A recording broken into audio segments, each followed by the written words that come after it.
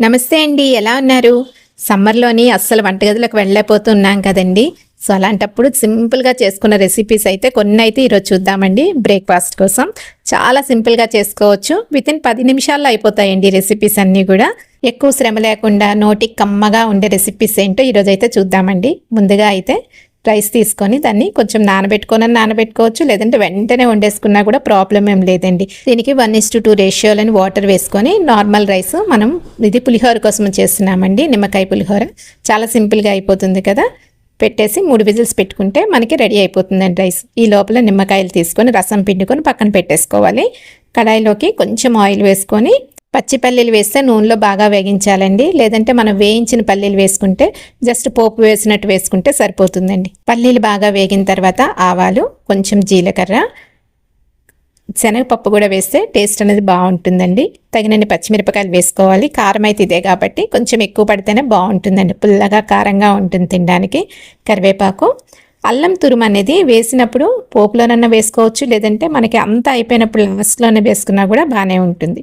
దీనికి తగ్గ ఇంగువ, అప్పుడే కమ్మటి వాసన వస్తుందండి. పసుపు, ఉప్పు, అంతేనండి. ఇంతకు మించి మనకి ఏం అవసరం లేదు. ఈ పోపు చాలా తొందరగా అయిపోతుంది కదా. ఇప్పుడు మనం ఉడికించి పెట్టుకున్న అన్నం అయితే ఉంది కదా, అది చల్లబరుచుకోవాలండి. అప్పుడే మనకి పొడి పొడిగా వస్తుంది. లేదంటే వేడి మీద కలిపితే ముద్దగా అయిపోతుంది. లేదంటే రాత్రి ఎండిపోయిన అన్నం అన్న చక్కగా చేసేసుకోవచ్చు. దీంట్లోకి నిమ్మరసం అనేది వేసి ముందు బాగా కలుపుకోవాలండి. దాంట్లోకి మళ్ళీ పచ్చి అల్లం తురుము, పచ్చిదే వేసుకుంటే మనకి టేస్ట్ బాగుంటుంది, స్మెల్ కూడా బాగా వస్తుందండి. అన్నీ బాగా కలిసిన తర్వాత మన పోపు వేసుకొని కలుపుకుంటే నిమ్మకాయ పులిహోర అయితే రెడీ అయిపోతుందండి. ఇది రాత్రి ఉండిపోయిన అన్నమన్నా పర్లేదు, వేడివేడి చేసుకున్నా కూడా బాగానే ఉంటుంది అన్నట్టు. ఇది లంచ్ బాక్సుల్లో బాగుంటుంది, ఉదయం తినడానికి, లేదంటే మధ్యాహ్నం కోసమన్నా చక్కగా చేసుకోవచ్చండి. తొందరగా అయిపోతుంది కదండి ఈ రెసిపీ అయితే. ఎక్కువ శ్రమ పడాల్సిన అవసరం లేదు, వంటగదిలో ఎక్కువ ఉండాల్సిన అవసరం కూడా లేదండి. నెక్స్ట్ మనం చేసుకునే రెసిపీ అయితే ఉప్మా అండి. చాలామందికి ఇష్టం ఉండదు, కానీ ఇలాంటి వేడిగా ఉండే టైముల్లోని, లేదంటే నిమిషాల్లోని వంటలు అయిపోవాలి అని అనేటప్పుడు ఈ ఉప్మా అయితే మనకి బాగా పనికొస్తుందండి. చక్కగా అంటే ఒకటి టేస్టీగా చేసుకుంటే ఏదన్నా బాగానే ఉంటుంది కదండి.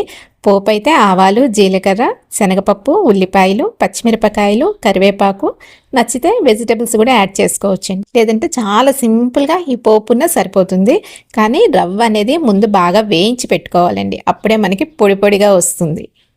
పోపు బాగా వేగిన తర్వాత అల్లం తురుము వేసుకొని 1:2 గ్లాసులు వాటర్ తీసుకుంటే సరిపోతుందండి. జారుగా తినేవాళ్ళు ఇంకొక గ్లాస్ ఎక్స్ట్రా వాటర్ తీసుకొని ఈ వాటర్లోనే నెయ్యి వేసుకుంటే మనకి రవ్వ వేసి కలిపినప్పుడు ఉండకట్టకుండా ఉంటుందండి.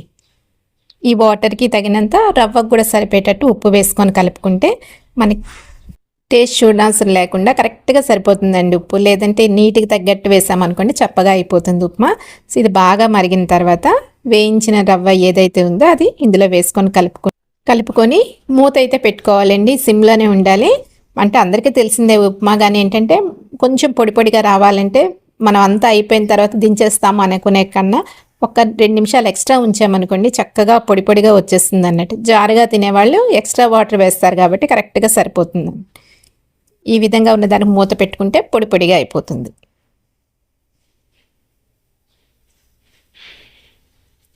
ఇంతే కదండి, చాలా సింపుల్గా అయిపోతుంది. ఇది మన సమ్మర్కి చక్కగా మార్నింగ్ టైంలో యూజ్ అవుతుంది. నైట్ టైం కూడా చేసుకొని తినేయచ్చు అన్నట్టు, ఎక్కువసేపు వంటగదిలో ఉండవసరం లేకుండా. నెక్స్ట్ చేసుకునేది మాత్రం చాలా చాలా టేస్టీగా ఉండే పొంగల్ అండి. ఎంత బాగుంటుందో అసలు. ఈ ఉప్మాకు పడే శ్రమ కూడా మనం పడనవసరం లేదు, అంత సింపుల్గా చేసుకోవచ్చు. కానీ పక్కా కొలతలతో చేసుకుంటే చాలా టేస్టీగా ఉంటుందండి. మనం ఏ కప్పుతోనైతే బియ్యం తీసుకుంటున్నామో అదే కప్పుతో పెసరపప్పు తీసుకోవాలండి. ఈ రెండు తీసుకొని కలిపేసి కడిగేసి పక్కన పెట్టేసుకోవచ్చు అన్నట్టు. మళ్ళీ వేరువేరుగా కడగాల్సిన అవసరం లేదు. 2 కప్పులు మనం తీసుకున్నట్టే 1 కప్పు బియ్యం, 1 కప్పు పెసరపప్పు తీసుకున్న దానికి 5 కప్పులు నీళ్ళు అయితే పడతాయండి. ఇక్కడ నేను 3.5 కప్పులు నీళ్ళు అయితే తీసుకుంటున్నాను. ఇంకా 1.5 కప్పు ఏదైతే ఉందో అది నెక్స్ట్ మనం 1 కప్పు పాలు తీసుకోవాలి. ఇప్పుడు ఈ కప్పు ఫుల్గా తీసుకోలేదండి, బియ్యం కూడా అంత తీసుకోలేదు కదా ఫుల్గా, అందుకని చెప్పి ఇలానే తీసుకుంటున్నాను. సేమ్ కొలతతో తీసుకుంటున్నాను. 1 కప్పు పాలు యాడ్ చేసాం కదా, ఇంకొక 1/2 కప్పు పాలు ఏవైతే ఉన్నాయో అవి నెక్స్ట్ మనం అంతా ఉడికిపోయిన తర్వాత యాడ్ చేస్తామండి. టైట్ అయిపోతుంది కదా, కొంచెం లూజ్ చేయడానికి అప్పుడు మిగిలిన పాలు యాడ్ చేస్తామన్నట్టు.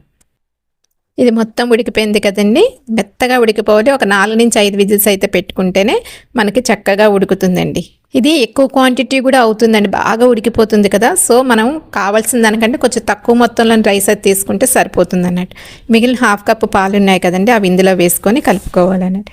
ఇది కూడా గట్టిగా తినేవాళ్ళు ఉంటారు, జారుగా తినేవాళ్ళు ఉంటారు. కన్సిస్టెన్సీ అనేది చూసుకొని వేసుకోండి. అంటే ఎక్కువ జారు కావాలన్న వాళ్ళు ఇంకొక కప్ ఎక్స్ట్రా వాటర్ వేసుకుంటే సరిపోతుంది. దీనికి పోపు కింద నెయ్యి అయితే తీసుకోవాలండి, అప్పుడే టేస్టీగా ఉంటుంది అన్నట్టు. నెయ్యి బాగా వేడెక్కిన తర్వాత ఆవాలు, నెయ్యి బాగా వేడెక్కిపోయి మనం ఏదైనా కొంచెం తడిది వేస్తే మంటలు వచ్చేస్తాయండి, అది మాత్రం చూసుకోవాలి. పచ్చిమిరపకాయలు, మిరియాలు ఉంటాయి కదా అవి, కరివేపాకు, ఎండు మిరపకాయలు ఇవన్నీ వేసి పోపు పెట్టుకోవాలండి. బాగా పోపు వేడెక్కిన తర్వాత జీడిపప్పులు నచ్చితే వేసుకోవచ్చు, లేదంటే అవాయిడ్ చేయొచ్చు. ఇంగువ కంపల్సరీగా వేయాలండి. కానీ పోపు మాత్రం దోరగా వేగితేనే బాగుంటుంది, నార్మల్గా వేగితే అంత బాగుండదండి. సో ఈ కొలతలతో చేసుకుంటే చాలా టేస్టీగా ఉండే పొంగల్ అయితే మనకి రెడీ అయిపోతుంది. అల్లం తురుము మీకు డైరెక్ట్గా రైస్లోనన్నా వేసుకోవచ్చు, లేదంటే ఇలాగ పోపు దించే ముందన్నా మనం యాడ్ చేసుకోవచ్చు.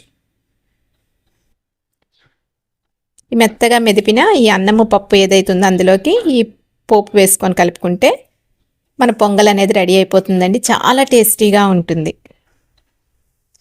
టైం కూడా చాలా తక్కువ టైం అండి. మనం కుక్కర్ పెట్టేసి వెళ్ళి పోపు వేసేస్తే సరిపోతుంది. ఇంకా అంతకు మించి మనం చేయాల్సిన పని అయితే ఏముండదు కదా. ఇక్కడ ఉప్పు మాత్రం నేను లాస్ట్లో వేసుకుంటానండి పొంగల్కి మాత్రం, ఎందుకంటే మనం ముందు వేసినా అంత తెలియదు అన్నట్టు. ఆ నెయ్యితోని ఇవన్నీ కూడా కాంబినేషన్ కదా. సో నచ్చితే ముందే వేసుకోవచ్చు, లేదంటే లాస్ట్లో వేసుకుంటే మనకి పొంగల్ అయితే రెడీ అవుతుంది. చూడ్డానికే నూనూరుతుంది కదండి, అంత బాగుంటుంది అన్నట్టు. నెక్స్ట్ ఐటమ్ మన పోహా అండి, అదే అటుకులతో చేసుకునే ఉప్మా. చాలా సింపుల్గా చేసుకునే ఐటెంలో ఇదొకటి కదా. హెల్తీగా ఉంటుంది, చేసుకోవడం సింపుల్. 2-3 వెరైటీలు అయితే చేసుకోవచ్చండి. అంటే నిమ్మకాయ పులిహోరలాగా చేసుకోవచ్చు, లేకపోతే అటుకులన్నీ కూడా మెత్తగా చేసి ఈ విధంగా ఉప్మాలా చేసుకోవచ్చు, లేదంటే ఉత్తి అటుకుల్లోనే పాలు అది వేసుకొని కూడా తినేయొచ్చండి. ఎలా చేసినా కూడా బాగుంటుంది. దీని పోపు కూడా సేమ్ మన ఉప్మా పోపే పెట్టుకొని కావాల్సిన వెజిటబుల్ అంటే క్యారెట్, బీన్స్ ఇవన్నీ ఉంటాయి కదా, అవన్నీ యాడ్ చేసుకొని బాగా దోరగా వేగిన తర్వాత అటుకులు అయితే ముందు 1-2 సార్లు కడిగి నానబెట్టుకోవాలండి, లేదంటే డస్ట్ ఉంటుంది కదా. పోపు అంతా వేగిన తర్వాత పసుపు, ఉప్పు వేసుకొని ఫ్లేవర్ కావాలంటే పుదీనా మనం పేస్ట్లా చేసుకొని వేసుకుంటా చాలా టేస్టీగా ఉంటుందండి. ఈ మెత్తగా చేసిన అటుకులు ఉన్నాయి కదా కడిగి పెట్టుకునేవి, అవి ఇందులో వేసి కలిపి 2 నిమిషాలు పొయ్యి మీద ఉంచితే ఈ అటుకులు ఉప్మా అనేది రెడీ అయిపోతుందండి. చాలా సింపుల్ కదండి, ఇది కూడా మనకి ఎక్కువ టైం పట్టదు. నెక్స్ట్ ఐటమ్ అయితే మాత్రం ఇంకా సింపుల్గా చేసుకునే దద్దోజనం అండి. ఇది ఆల్మోస్ట్ అందరూ చేసుకుంటారు ఈ సమ్మర్లోనంటే. అంటే పోపు వేసుకోకుండా తింటారు. ఇప్పుడు మనం దద్దోజనంలా చేసుకుంటే ఏంటంటే కొంచెం కమ్మగా ఉంటుంది, మధ్యాహ్నం పూట కూడా పులుపు లేకుండా తినొచ్చు అన్నట్టు. అప్పుడే వండిన అన్నం తీసుకుంటే మాత్రం బాగా చల్లబరుచుకోవాలండి, వేడి మీదే మెదుపుకోవాలి. మెదుపుకొని చల్లబరుచుకుంటే బాగుంటుంది. లేదంటే ఉడికించినప్పుడే కొంచెం పాలు, నీళ్లు 2 కూడా 1:2 రేషియోలను వేసి ఉడికించుకున్నా సరిపోతుంది అన్నట్టు. పాలు వేయడం వల్ల టేస్ట్ వస్తుందండి. ఇలా వేడివేడిగా తీసుకుంటే పాలు వేసి ఉడికించకపోతే మనం తర్వాత యాడ్ చేసుకుంటాం. దీనికి పోపు అయితే మాత్రం చాలా సింపుల్ అండి. మినపప్పు, ఆవాలు, కొంచెం జీలకర్ర, అల్లం తురుము, సన్నగా తరిగిన పచ్చిమిరపకాయలు. ఈ పచ్చిమిరపకాయలు వేయడం వల్ల ఏంటంటే పులుపుదనం మధ్యాహ్నంకి పెట్టుకుంటే పుల్లగా అయిపోతుంది కదండి, దాన్ని కొంచెం అవాయిడ్ చేస్తుంది అన్నట్టు, కమ్మగా ఉండేటట్టు చూస్తుంది. కరివేపాకు వేసి బాగా పోపు దోరగా వేగిన తర్వాత మనకి అన్నంలోకి పెరుగు కలిపి, ఈ పెరుగు అనేది కలిపినప్పుడు కొంచెం వాటర్ కూడా యాడ్ చేసుకొని కలుపుకోవాలండి. అప్పుడే మనకి కొంచెం పల్చగా అవుతుంది కదా, మనం తినే టైంకి పర్ఫెక్ట్ సరిపోతుంది అన్నట్టు. ఆ విధంగా మనం వాటర్ అయితే కలుపుకోవాలి. తర్వాత ఇందులోకి కొంచెం పాలు కూడా యాడ్ చేస్తున్నానండి. మీరు పాలు వేసి ఉడికించకపోతే ఇక్కడ పాలు అయితే యాడ్ చేసుకోవాలి, అప్పుడే మనకి కమ్మదనం వస్తుంది. బాగా పుల్లగా తినాలనుకునే వాళ్ళు పాలు అయితే అవాయిడ్ చేసేయండి. మనం వేసుకున్న పోపు ఉంది కదా, అది ఇందులో వేసి కలిపేస్తే మనకి దద్దోజనం అనేది రెడీ అయిపోతుంది. పిల్లలకి ఇచ్చినప్పుడు కొంచెం దానిమ్మ గింజలు కూడా వేసిస్తే చాలా బాగుంటుంది, అంటే మంచిదని చెప్తారండి. మరి ఈ కారణం అయితే నాకు తెలీదు.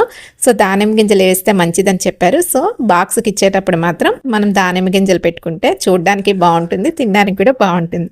ఇంతేనండి, సింపుల్గా ఉండే రెసిపీస్ అన్నట్టు. మనకి ఈ సమ్మర్లోని వంటగదిలో ఎక్కువ టైం మనం స్పెండ్ చేయక్కర్లేకుండా సింపుల్గా చేసుకోవచ్చు. ఇంకా 2 రోజులు మిగిలిపోతాయి కదండి, ఒక రోజు స్ప్రౌట్స్ పెట్టుకొని ఇంకొక రోజు తినేవాళ్ళు అయితే ఆమ్లెట్ వేసుకుంటే సరిపోతుందండి. 7 డేస్కి simple recipes for breakfast. Thank you.